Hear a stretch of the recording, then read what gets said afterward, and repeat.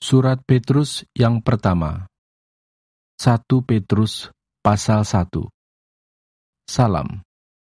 Dari Petrus, Rasul Yesus Kristus, kepada orang-orang pendatang yang tersebar di Pontus, Galatia, Kapadokia, Asia Kecil dan Britinia, yaitu orang-orang yang dipilih sesuai dengan rencana Allah, Bapa kita, dan yang dikuduskan oleh Roh, supaya taat kepada Yesus Kristus dan menerima percikan darahnya. Kiranya kasih karunia dan damai sejahtera makin melimpah atas kamu. Pengharapan, iman, dan kasih. Terpujilah Allah dan Bapa Tuhan kita Yesus Kristus, yang karena rahmat-Nya yang besar telah melahirkan kita kembali oleh kebangkitan Yesus Kristus dari antara orang mati, kepada suatu hidup yang penuh pengharapan, untuk menerima suatu bagian yang tidak dapat binasa, yang tidak dapat cemar, dan yang tidak dapat layu, yang tersimpan di sorga bagi kamu, yaitu kamu yang dipelihara dalam kekuatan Allah karena imanmu, sementara kamu menantikan keselamatan yang telah tersedia untuk dinyatakan pada zaman akhir. Bergembiralah akan hal itu, sekalipun sekarang ini kamu seketika harus berduka cita oleh berbagai-bagai pencobaan. Maksud semuanya itu ialah untuk membuktikan kemurnian imanmu yang jauh lebih tinggi nilainya daripada emas yang fana, yang diuji kemurniannya dengan api, sehingga kamu memperoleh puji-pujian dan kemuliaan dan kehormatan pada hari Yesus Kristus menyatakan dirinya. Sekalipun kamu belum pernah melihat Dia, namun kamu mengasihinya. Kamu percaya kepada Dia, sekalipun kamu sekarang tidak melihatnya. Kamu bergembira karena sukacita yang mulia dan yang tidak terkatakan, karena kamu telah mencapai tujuan imanmu, yaitu keselamatan jiwamu. Keselamatan itulah yang diselidiki dan diteliti oleh nabi-nabi yang telah bernubuat tentang kasih karunia yang diuntukkan bagimu. Dan mereka meneliti saat yang mana dan yang bagaimana yang dimaksudkan oleh Roh Kristus yang ada di dalam mereka, yaitu Roh yang sebelumnya memberi kesaksian tentang segala penderitaan yang akan menimpa Kristus dan tentang segala kemuliaan yang menyusul sesudah itu. Kepada mereka telah dinyatakan bahwa mereka bukan melayani diri mereka sendiri, tetapi melayani kamu dengan segala sesuatu yang telah diberitakan sekarang kepada kamu dengan perantaraan mereka yang oleh Roh Kudus yang diutus dari sorga menyampaikan berita Injil kepada kamu, yaitu hal-hal yang ingin diketahui oleh malaikat-malaikat. Kekudusan dan kasih persaudaraan. Sebab itu siapkanlah akal budimu, waspadalah dan letakkanlah pengharapanmu seluruhnya atas kasih karunia yang dianugerahkan kepadamu pada waktu penyataan Yesus Kristus. Hiduplah sebagai anak-anak yang taat dan jangan turuti hawa nafsu yang menguasai kamu pada waktu kebodohanmu, tetapi hendaklah kamu menjadi kudus di dalam seluruh hidupmu, sama seperti Dia yang kudus, yang telah memanggil kamu, sebab ada tertulis, kuduslah kamu, sebab aku kudus. Dan jika kamu menyebutnya Bapa, yaitu Dia yang tanpa memandang muka menghakimi semua orang menurut perbuatannya, maka hendaklah kamu hidup dalam ketakutan selama kamu menumpang di dunia ini, sebab kamu tahu bahwa kamu telah ditebus dari cara hidupmu yang sia-sia, yang kamu warisi dari nenek moyangmu, itu bukan dengan barang yang fana, bukan pula dengan perak atau emas, melainkan dengan darah yang mahal, yaitu darah Kristus, yang sama seperti darah anak domba yang tak bernoda dan tak bercacat. Ia telah dipilih sebelum dunia dijadikan, tetapi karena kamu, Ia baru menyatakan dirinya pada zaman akhir. Oleh Dialah kamu percaya kepada Allah yang telah membangkitkan Dia dari antara orang mati dan yang telah memuliakannya sehingga imanmu dan pengharapanmu tertuju kepada Allah. Karena kamu telah menyucikan dirimu oleh ketaatan kepada kebenaran, sehingga kamu dapat mengamalkan kasih persaudaraan yang tulus ikhlas, hendaklah kamu bersungguh-sungguh saling mengasihi dengan segenap hatimu, karena kamu telah dilahirkan kembali, bukan dari benih yang fana, tetapi dari benih yang tidak fana, oleh firman Allah yang hidup dan yang kekal. Sebab semua yang hidup adalah seperti rumput, dan segala kemuliaannya seperti bunga rumput. Rumput menjadi kering dan bunga gugur, tetapi firman Tuhan tetap untuk selama-lamanya. Inilah firman yang disampaikan Injil kepada kamu. 1 Petrus pasal 2. Yesus Kristus batu penjuru. Karena itu buanglah segala kejahatan, segala tipu muslihat, dan segala macam kemunafikan, kedengkian, dan fitnah. Dan jadilah sama seperti bayi yang baru lahir, yang selalu ingin akan air susu yang murni dan yang rohani, supaya olehnya kamu bertumbuh dan beroleh keselamatan, jika kamu benar-benar telah mengecap kebaikan Tuhan. Dan datanglah kepadanya batu yang hidup itu, yang memang dibuang oleh manusia, tetapi yang dipilih dan dihormat di hadirat Allah.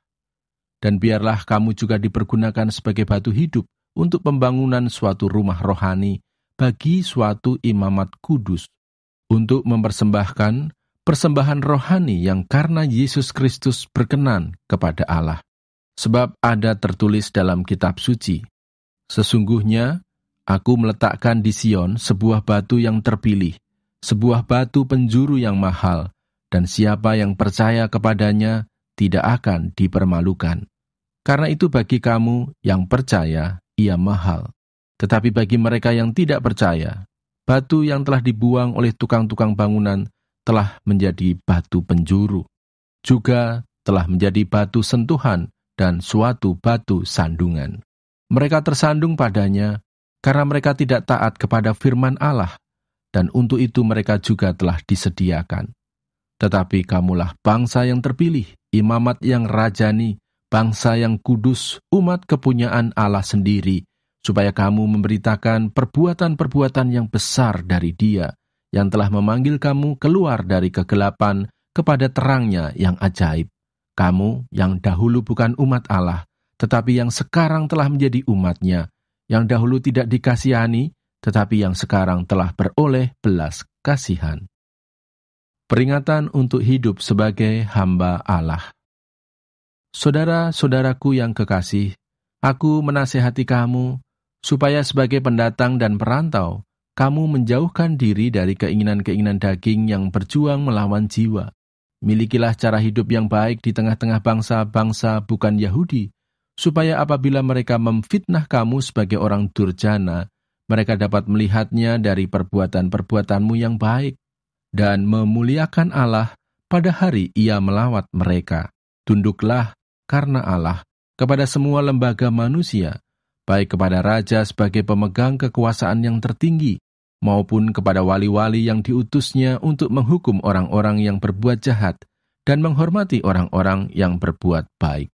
Sebab inilah kehendak Allah, yaitu supaya dengan berbuat baik, kamu membungkamkan kepicikan orang-orang yang bodoh. Hiduplah sebagai orang merdeka, dan bukan seperti mereka yang menyalahgunakan kemerdekaan itu untuk menyelubungi kejahatan-kejahatan mereka, tetapi hiduplah sebagai hamba Allah. Hormatilah semua orang, kasihilah saudara-saudaramu, takutlah akan Allah, hormatilah Raja. Penderitaan Kristus sebagai teladan. Hai kamu, hamba-hamba, tunduklah dengan penuh ketakutan kepada Tuanmu, bukan saja kepada yang baik dan peramah, tetapi juga kepada yang bengis. Sebab adalah kasih karunia jika seorang karena sadar akan kehendak Allah menanggung penderitaan yang tidak harus ia tanggung. Sebab dapatkah disebut pujian jika kamu menderita pukulan karena kamu berbuat dosa? Tetapi jika kamu berbuat baik, dan karena itu kamu harus menderita, maka itu adalah kasih karunia pada Allah. Sebab untuk itulah kamu dipanggil, karena Kristus pun telah menderita untuk kamu, dan telah meninggalkan teladan bagimu, supaya kamu mengikuti jejaknya. Ia tidak berbuat dosa, dan tipu tidak ada dalam mulutnya. Ketika ia dicaci maki, ia tidak membalas dengan mencaci maki. Ketika ia menderita, ia tidak mengancam, tetapi ia menyerahkannya kepada Dia yang menghakimi dengan adil. Ia sendiri telah memikul dosa kita di dalam tubuhnya di kayu salib, supaya kita yang telah mati terhadap dosa, hidup untuk kebenaran. Oleh bilur-bilurnya, kamu telah sembuh. Sebab dahulu kamu sesat seperti domba, tetapi sekarang kamu telah kembali kepada gembala dan pemelihara jiwamu. 1 Petrus pasal 3. Hidup bersama suami istri. Demikian juga kamu, hai istri-istri, tunduklah kepada suamimu, supaya jika ada di antara mereka yang tidak taat kepada firman, mereka juga tanpa perkataan dimenangkan oleh kelakuan istrinya, jika mereka melihat bagaimana murni dan salehnya hidup istri mereka itu. Perhiasanmu janganlah secara lahiriah, yaitu dengan mengepang-epang rambut, memakai perhiasan emas, atau dengan mengenakan pakaian yang indah-indah. Tetapi perhiasanmu ialah manusia batiniah yang tersembunyi dengan perhiasan yang tidak binasa, yang berasal dari roh yang lemah lembut dan tenteram, yang sangat berharga di mata Allah.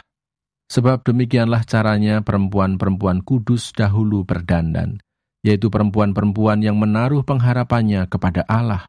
Mereka tunduk kepada suaminya, sama seperti Sarah taat kepada Abraham dan menamai dia tuanya. Dan kamu adalah anak-anaknya, jika kamu berbuat baik dan tidak takut akan ancaman. Demikian juga kamu, hai suami-suami, hiduplah bijaksana dengan istrimu, sebagai kaum yang lebih lemah. Hormatilah mereka sebagai teman pewaris dari kasih karunia, yaitu kehidupan, supaya doamu jangan terhalang. Kasih dan damai. Dan akhirnya, hendaklah kamu semua seia sekata, seperasaan, mengasihi saudara-saudara, penyayang dan rendah hati, dan janganlah membalas kejahatan dengan kejahatan, atau caci maki dengan caci maki, tetapi sebaliknya. Hendaklah kamu memberkati, karena untuk itulah kamu dipanggil, yaitu untuk memperoleh berkat. Sebab, siapa yang mau mencintai hidup dan mau melihat hari-hari baik, ia harus menjaga lidahnya terhadap yang jahat, dan bibirnya terhadap ucapan-ucapan yang menipu. Ia harus menjauhi yang jahat dan melakukan yang baik. Ia harus mencari perdamaian dan berusaha mendapatkannya. Sebab mata Tuhan tertuju kepada orang-orang benar, dan telinganya kepada permohonan mereka yang minta tolong. Tetapi wajah Tuhan menentang orang-orang yang berbuat jahat. Menderita dengan sabar. Dan siapakah yang akan berbuat jahat terhadap kamu, jika kamu rajin berbuat baik? Tetapi sekalipun kamu harus menderita juga karena kebenaran, kamu akan berbahagia. Sebab itu janganlah kamu takuti apa yang mereka takuti, dan janganlah gentar. Tetapi kuduskanlah Kristus di dalam hatimu sebagai Tuhan, dan siap sedialah pada segala waktu untuk memberi pertanggungan jawab kepada tiap-tiap orang yang meminta pertanggungan jawab dari kamu tentang pengharapan yang ada padamu. Tetapi haruslah dengan lemah lembut dan hormat, dan dengan hati nurani yang murni, supaya mereka yang memfitnah kamu karena hidupmu yang saleh dalam Kristus menjadi malu karena fitnahan mereka itu. Sebab lebih baik menderita karena berbuat baik, jika hal itu dikehendaki Allah, daripada menderita karena berbuat jahat. Sebab juga Kristus telah mati sekali untuk segala dosa kita. Ia yang benar untuk orang-orang yang tidak benar, supaya ia membawa kita kepada Allah. Ia yang telah dibunuh dalam keadaannya sebagai manusia, tetapi yang telah dibangkitkan menurut roh. Dan di dalam roh itu juga, ia pergi memberitakan Injil kepada roh-roh yang di dalam penjara, yaitu kepada roh-roh mereka yang dahulu pada waktu Nuh tidak taat kepada Allah. Ketika Allah tetap menanti dengan sabar waktu Nuh sedang mempersiapkan bahteranya, di mana hanya sedikit, yaitu 8 orang, yang diselamatkan oleh air bah itu. Juga kamu sekarang diselamatkan oleh kiasannya, yaitu baptisan. Maksudnya bukan untuk membersihkan kenajisan jasmani, melainkan untuk memohonkan hati nurani yang baik kepada Allah oleh kebangkitan Yesus Kristus, yang duduk di sebelah kanan Allah, setelah ia naik ke sorga, sesudah segala malaikat, kuasa dan kekuatan ditaklukkan kepadanya. 1 Petrus pasal 4. Jadi, karena Kristus telah menderita penderitaan badani, kamu pun harus juga mempersenjatai dirimu dengan pikiran yang demikian. Karena barang siapa telah menderita penderitaan badani, ia telah berhenti berbuat dosa, supaya waktu yang sisa jangan kamu pergunakan menurut keinginan manusia, tetapi menurut kehendak Allah. Sebab telah cukup banyak waktu kamu pergunakan untuk melakukan kehendak orang-orang yang tidak mengenal Allah. Kamu telah hidup dalam rupa-rupa hawa nafsu, keinginan, kemabukan, pesta pora, perjamuan minum dan penyembahan berhala yang terlarang. Sebab itu mereka heran bahwa kamu tidak turut mencemplungkan diri bersama-sama mereka di dalam kubangan ketidaksenonohan yang sama, dan mereka memfitnah kamu. Tetapi mereka harus memberi pertanggungan jawab kepada Dia yang telah siap sedia menghakimi orang yang hidup dan yang mati. Itulah sebabnya, maka Injil telah diberitakan juga kepada orang-orang mati, supaya mereka, sama seperti semua manusia, dihakimi secara badani, tetapi oleh Roh dapat hidup menurut kehendak Allah. Hidup orang Kristen. Kesudahan segala sesuatu sudah dekat. Karena itu kuasailah dirimu dan jadilah tenang, supaya kamu dapat berdoa. Tetapi yang terutama, kasihilah sungguh-sungguh seorang akan yang lain, sebab kasih menutupi banyak sekali dosa. Berilah tumpangan seorang akan yang lain dengan tidak bersungut-sungut. Layanilah seorang akan yang lain sesuai dengan karunia yang telah diperoleh tiap-tiap orang sebagai pengurus yang baik dari kasih karunia Allah. Jika ada orang yang berbicara, baiklah ia berbicara sebagai orang yang menyampaikan firman Allah. Jika ada orang yang melayani, baiklah ia melakukannya dengan kekuatan yang dianugerahkan Allah, supaya Allah dimuliakan dalam segala sesuatu, karena Yesus Kristus. Ialah yang empunya kemuliaan dan kuasa sampai selama-lamanya. Amin. Menderita sebagai Kristen. Saudara-saudara yang kekasih, janganlah kamu heran akan nyala api siksaan yang datang kepadamu sebagai ujian, seolah-olah ada sesuatu yang luar biasa terjadi atas kamu. Sebaliknya, bersukacitalah sesuai dengan bagian yang kamu dapat dalam penderitaan Kristus, supaya kamu juga boleh bergembira dan bersukacita pada waktu Ia menyatakan kemuliaannya. Berbahagialah kamu jika kamu dinista karena nama Kristus, sebab roh kemuliaan, yaitu roh Allah, ada padamu. Janganlah ada di antara kamu yang harus menderita sebagai pembunuh atau pencuri atau penjahat atau pengacau. Tetapi jika ia menderita sebagai orang Kristen, maka janganlah ia malu, melainkan hendaklah ia memuliakan Allah dalam nama Kristus itu. Karena sekarang telah tiba saatnya penghakiman dimulai, dan pada rumah Allah sendiri yang harus pertama-tama dihakimi. Dan jika penghakiman itu dimulai pada kita, bagaimanakah kesudahannya dengan mereka yang tidak percaya pada Injil Allah? Dan jika orang benar hampir-hampir tidak diselamatkan, apakah yang akan terjadi dengan orang fasik dan orang berdosa? Karena itu, baiklah juga mereka yang harus menderita karena kehendak Allah, menyerahkan jiwanya dengan selalu berbuat baik kepada Pencipta yang setia. 1 Petrus pasal 5. Gembalakanlah kawanan domba Allah. Aku menasehatkan para penatua di antara kamu, aku sebagai teman penatua dan saksi penderitaan Kristus, yang juga akan mendapat bagian dalam kemuliaan yang akan dinyatakan kelak. Gembalakanlah kawanan domba Allah yang ada padamu, jangan dengan paksa, tetapi dengan sukarela sesuai dengan kehendak Allah, dan jangan karena mau mencari keuntungan, tetapi dengan pengabdian diri. Janganlah kamu berbuat seolah-olah kamu mau memerintah atas mereka yang dipercayakan kepadamu, tetapi hendaklah kamu menjadi teladan bagi kawanan domba itu. Maka kamu, apabila Gembala Agung datang, kamu akan menerima mahkota kemuliaan yang tidak dapat layu. Demikian jugalah kamu, hai orang-orang muda, tunduklah kepada orang-orang yang tua, dan kamu semua rendahkanlah dirimu seorang terhadap yang lain. Sebab Allah menentang orang yang congkak, tetapi mengasihani orang yang rendah hati. Karena itu rendahkanlah dirimu di bawah tangan Tuhan yang kuat, supaya kamu ditinggikannya pada waktunya. serahkanlah segala kekhawatiranmu kepadanya, sebab Ia yang memelihara kamu. Sadarlah dan berjaga-jagalah. Lawanmu, si iblis, berjalan keliling sama seperti singa yang mengaum-aum dan mencari orang yang dapat ditelannya. Lawanlah dia dengan iman yang teguh, sebab kamu tahu bahwa semua saudaramu di seluruh dunia menanggung penderitaan yang sama. Dan Allah, sumber segala kasih karunia, yang telah memanggil kamu dalam Kristus kepada kemuliaannya yang kekal, akan melengkapi, meneguhkan, menguatkan, dan mengokohkan kamu sesudah kamu menderita seketika lamanya.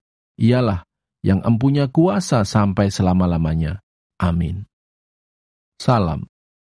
Dengan perantaraan Silwanus yang kuanggap sebagai seorang saudara yang dapat dipercayai, aku menulis dengan singkat kepada kamu untuk menasihati dan meyakinkan kamu bahwa ini adalah kasih karunia yang benar-benar dari Allah. Berdirilah dengan teguh di dalamnya. Salam kepada kamu sekalian dari kawanmu yang terpilih yang di Babylon dan juga dari Markus anakku. Berilah salam seorang kepada yang lain dengan cium yang kudus. Damai sejahtera menyertai kamu sekalian yang berada dalam Kristus. Amin.